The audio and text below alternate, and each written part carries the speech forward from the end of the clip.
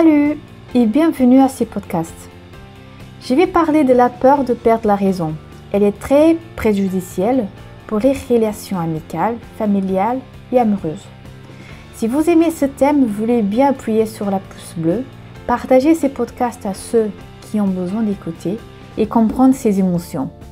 Pourquoi et comment vivre avec la peur de perdre la raison? Je m'appelle Tania et je suis réflexothérapeute émotionnelle et des maladies cognitives. Vous pouvez me suivre sur ma page Facebook, Instagram, Anchor, Spotify, où vous pouvez aussi écouter mes podcasts, et aussi sur TikTok, où je fais des petites vidéos, storytime, et je réponds à toutes vos questions en vidéo. Mon site internet et mon adresse mail pour les plus timides d'entre vous. Vous retrouverez les liens ci-dessous et vous aurez un podcast tous les vendredis. Je vous invite aussi à écouter les autres podcasts où j'ai parlé de la peur qui tue. En premier, c'est important de savoir que quand vous avez peur de perdre la raison, c'est quand l'estime de soi et la confiance sont dans un état de faiblesse. Donc, vous comprenez que la façon comme vous réfléchissez et comme vous agissez sont uniques et que vous êtes pleine de raison et en parfait jugement. Cela n'est pas toujours vrai. Alors, en réalité, la peur de ne pas avoir raison, il doit être guéri, car il vous prend à l'agressivité quand vous vous sentez que vous n'arrivez pas à être convaincante et quand vous comprenez que vous êtes en train de perdre la raison dans ce que vous êtes, soit en train de parler, soit en ce que vous faites. C'est le début du problème. Le problème vous ramène à l'agressivité car vous voulez montrer à tout prix qui vous êtes sûr en appliquant la raison. Qui crie plus haut, c'est celui qui aura les raisons. Tout cela a un prix, n'est-ce pas? Je sens que cela vous fait rappeler quelqu'un. Envoyez-lui ces podcasts, car là, vous avez raison de le faire et commenter vos expériences et méthodes pour arriver à avoir raison vers celui qui a ce trouble. Mieux d'avoir la joie que la raison. Quand vous préoccupez d'être heureux, heureuse, vous allez perdre la peur d'avoir toujours raison. C'est intéressant ça. Donc, vous allez écouter plus les arguments des autres. L'esprit commence à ouvrir pour avoir plus de vitalité dans les ressources disponibles dans votre vie.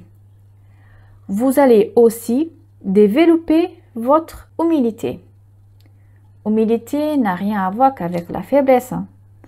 Et elle va vous aider à comprendre les connaissances que vous ne calculez pas qui existent en vous. Alors, quand vous perdez la peur d'avoir raison, cela ne signifie pas que vous n'avez pas raison. Non, vous pouvez avoir raison en plein de choses. La façon dont vous vivez avec la peur, inconsciemment, vous allez apprendre à vos enfants et proches. Tout se transmet. Pas besoin de dispute. Pas besoin de prouver que vous êtes sûr de ce que vous dites ou de ce que vous faites. Dès que vous travaillez votre estime de soi et développez l'amour en soi, améliore votre confiance et vous allez développer automatiquement l'humilité. L'humilité va augmenter vos valeurs personnelles, augmenter le respect et les personnes vont vous donner plus de raison parce qu'ils voient que vous ne pensez plus qu'à vous.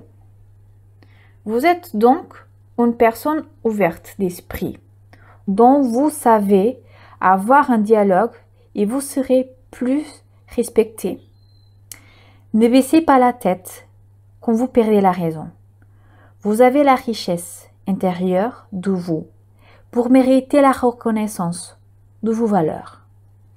Vous n'êtes pas perdu. Si vous échangez la peur de perdre la raison pour l'envie d'être heureux, heureuse, pour le droit d'avoir la paix en vous, vous allez voir que ce choix, c'est la meilleure du monde. Cherchez l'amour et la paix. La raison, elle viendra. Je vous invite le vendredi prochain à écouter la peur de n'être plus aimé. N'oubliez pas qu'il sortira tous les vendredis un podcast. Abonnez-vous. Partagez et laissez en commentaire vos questions ou des thèmes pour que je puisse vous aider en meilleure qualité. Suivez-moi sur Instagram, Facebook et TikTok. Pour les demandes des séances hors lecture plantaire, vous avez l'adresse mail et le site ci-dessous. Je vous embrasse et contemplez la journée. Bisous!